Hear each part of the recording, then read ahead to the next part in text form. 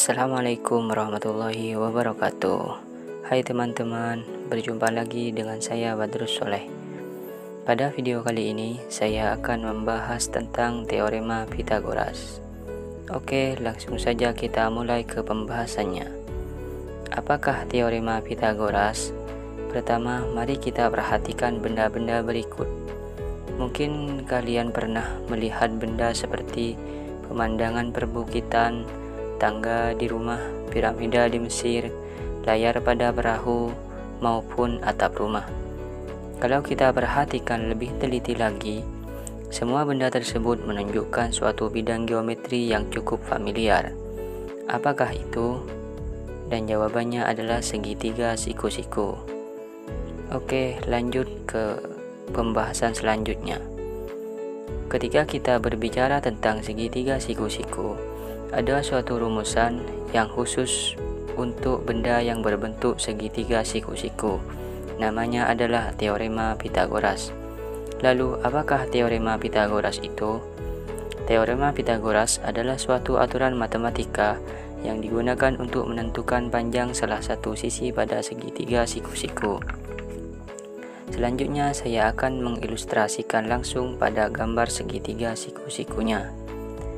Pada suatu segitiga siku-siku seperti pada gambar ini, ada segitiga ABC yang mana di dalamnya terdapat sisi AB, sisi BC, dan sisi CA.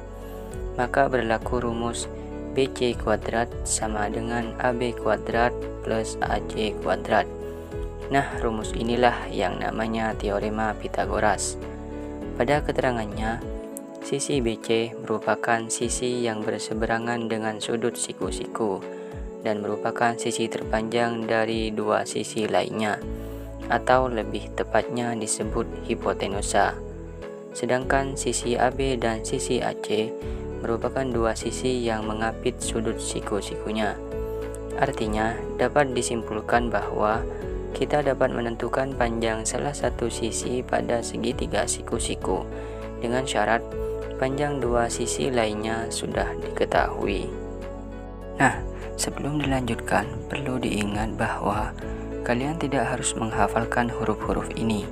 Konsepnya adalah sisi yang paling panjang atau hipotenusanya ketika dikuadratkan, hasilnya sama dengan jumlah dua sisi lainnya yang dikuadratkan juga. Mengapa saya perjelas begini? Supaya kalian nanti tidak kebingungan ketika huruf yang digunakan berbeda. Bukan hanya A, B, dan C, bisa saja X, Y, Z, dan lain-lainnya.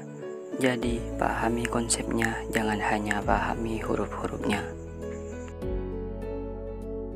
Sebelum melangkah lebih jauh lagi, terkadang ketika menentukan hipotenusanya, banyak yang salah dalam memahami konsep hipotenusanya, sehingga cara menggunakan teorema Pythagorasnya juga salah.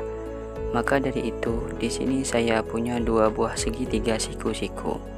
Ayo sama-sama menentukan di mana hipotenusanya, lalu kita akan menemukan rumus Pythagorasnya. Baik, kita mulai dari segitiga pertama, yaitu ada segitiga ABC, di mana di situ siku-siku di sudut B. Cara menentukan hipotenusanya yaitu sisi yang ada di seberang sudut siku-sikunya, yaitu sisi AC.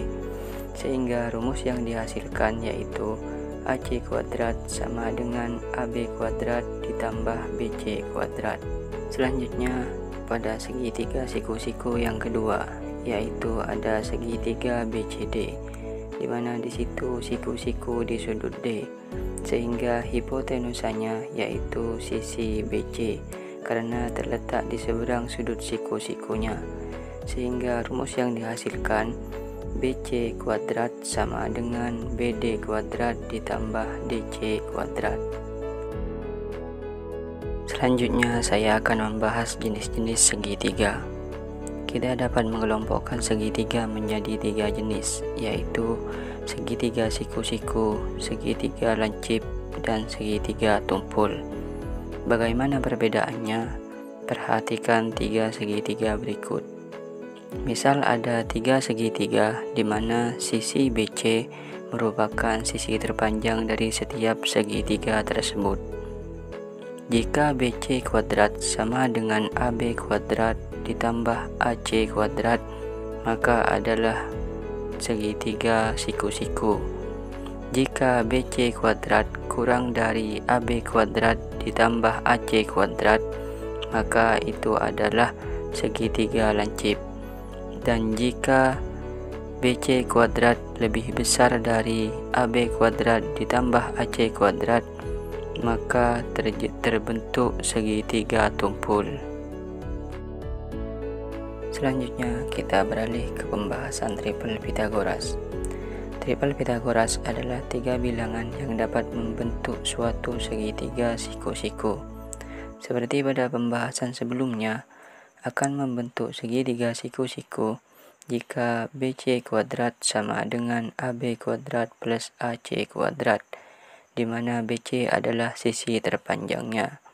Contoh, apakah kelompok bilangan 3, 4, 5 merupakan triple Pythagoras?